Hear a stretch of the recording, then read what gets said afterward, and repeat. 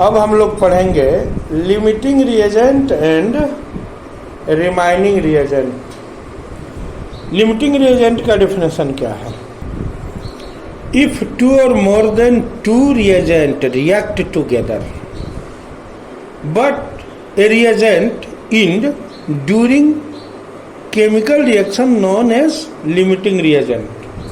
Chemical reaction के time ही जो खत्म हो गया, जैसे 2-3 रिएजेंट आपस में रिएक्शन कर रहे हैं और उसमें से 2 बचा रहा और 1 समाप्त हो गया, तो जो समाप्त होने वाला रिएजेंट है उसको लिमिटिंग रिएजेंट कहते हैं। हिंदी में उसको सीमांत अभिकर्मक कहते हैं। But when a reagent do not end at the end of chemical reaction known as remaining reagent. Remaining reagent को हिंदी में शेष अभिकर्मक कहते हैं, लिमिटिंग रिएजेंट को सीमांत अभिकर्मक, यानी रिएक्शन के बीच में ही ये खत्म हो जाता है और रिएक्शन के बाद तक ये बना रहता है। जो रिएक्शन के बाद तक बना रहे वो रिमाइनिंग रिएजेंट, और जो रिएक्शन के बीच में ही खत्म हो जाए वो लिमिटिंग रिएजेंट। अब आइए एग्जाम्पल से समझते हैं। अब देखिए नाइट्रोजन और हाइड्रोजन आपस में रिएक्शन कर रहा है, तो नाइट्रोजन और हाइड्रोजन आपस में रिएक्शन करके NH3 बनाता है। क्योंकि नाइट्रोजन के लास्ट में 5 इलेक्ट्रॉन और हाइड्रोजन के लास्ट में 1 इलेक्ट्रॉन, तो 2, 2, 4, 2, 6, यानी 1 नाइट्रोजन एटम 3 हाइड्रोजन एटम का खबर लेगा। लेकिन यहाँ पे क्या है, नाइट्रोजन का ये 1 मॉलिक्यूल है और हाइड्रोजन का ये 1 मॉलिक्यूल है, लेकिन यहाँ पे ये बन गया है NH3। लेकिन हमें दोनों साइड बराबर करना होगा। हाइड्रोजन का इधर 3 एटम है, तो इधर भी हमें आगे 3 लगा देंगे। आगे 3 लगाते ही इसका मीनिंग हो गया 3 molecule of hydrogen, 3 molecule of hydrogen. अब जब 3 मॉलिक्यूल हुआ तो नाइट्रोजन का यहाँ 2 एटम है, यहाँ 1 ही एटम है, तो इसका मतलब हुआ कि अब ये जाकर के ड्राइंग प्रॉपर वे में बना।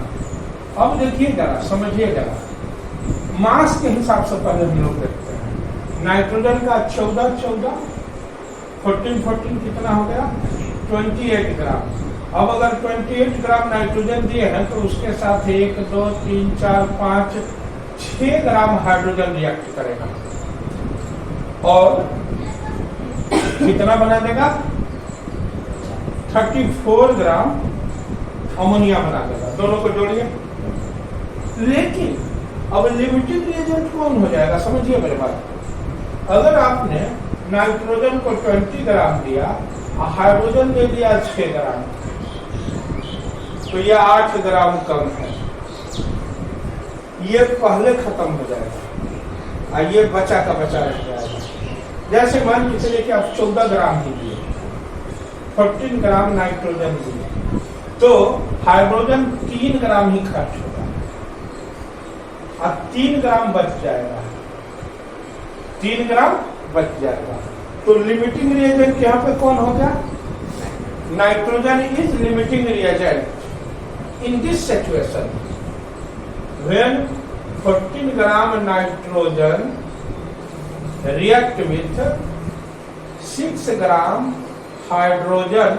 तो इस सिचुएशन में लिमिटिंग रिएजेंट नाइट्रोजन हो जाएगा, क्योंकि 6 ग्राम हाइड्रोजन के साथ 28 ग्राम नाइट्रोजन को खर्च होना है। क्योंकि आप देख सकते हैं 14, 2 एटम है और इधर ये 6 एटम है, 1 एटम पे 3 एटम हाइड्रोजन का लगेगा, यानी हर एक 14 पे 3 लगेगा। 14 हुआ ना, 1, 2, 3, 14 ग्राम पे 3 ग्राम खर्च होगा, तो 28 ग्राम पे 6 ग्राम नहीं खर्च होगा। अब आप यहाँ 14 ग्राम पे 6 ग्राम दे दिए, 14 पे तो 3 होना चाहिए था। तो यहाँ इस केस में लिमिटिंग रिएजेंट नाइट्रोजन है। Nitrogen is limiting reagent. Remaining reagent कौन है? हाइड्रोजन रिमाइनिंग रिएजेंट है। Hydrogen is remaining reagent. तो ये तो मास के हिसाब से आपने देखा, आप वॉल्यूम के भी हिसाब से देख सकते हैं कि कौन लिमिटिंग रिएजेंट है, कौन रिमाइनिंग रिएजेंट है। तो आइए वॉल्यूम के हिसाब से देखते हैं। अब देखिए वॉल्यूम के हिसाब से अगर देख रहे हैं तो 22.4 लीटर नाइट्रोजन को 67.2 लीटर हाइड्रोजन चाहिए, क्योंकि यहाँ 2 मॉलिक्यूल है, 1 मॉलिक्यूल है और यहाँ 1, 2, 3 मॉलिक्यूल है। तो मॉलिक्यूल का नंबर जैसे बढ़ता है उसी हिसाब से वॉल्यूम बढ़ता है। इससे 3 गुना ज्यादा है तो वॉल्यूम भी 3 गुना है।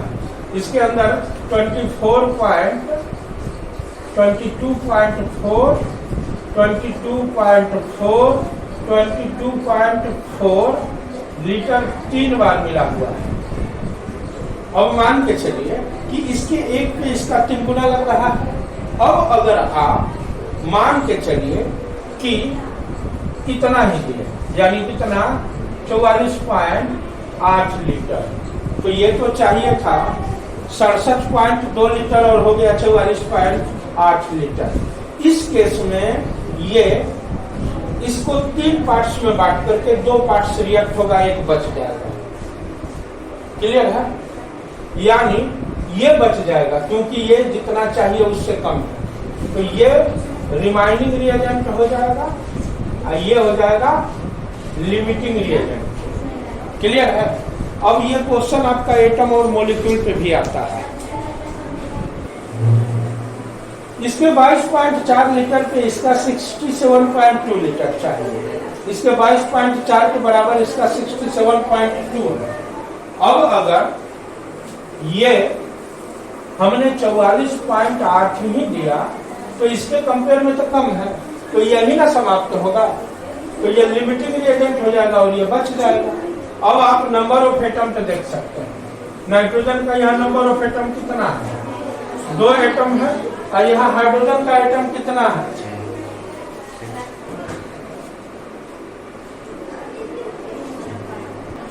अब जैसे देखिए एटम के आधार पे इसका 2 एटम और इसका 6 एटम आपस में रिएक्ट कर रहा है।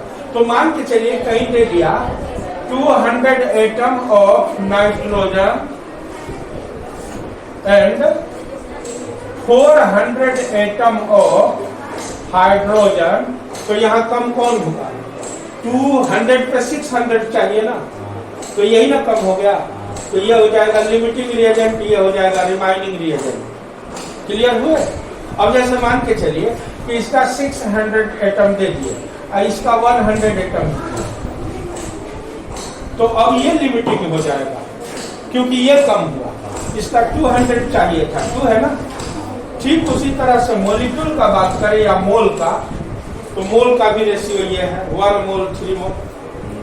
तो इस तरह से आप पकड़ सकते हैं स्टोइकियोमेट्री से कि कौन लिमिटिंग रिएजेंट है और कौन रिमाइनिंग रिएजेंट है। कल एनसीईआरटी में इसको हम लोग बढ़िया से देखेंगे।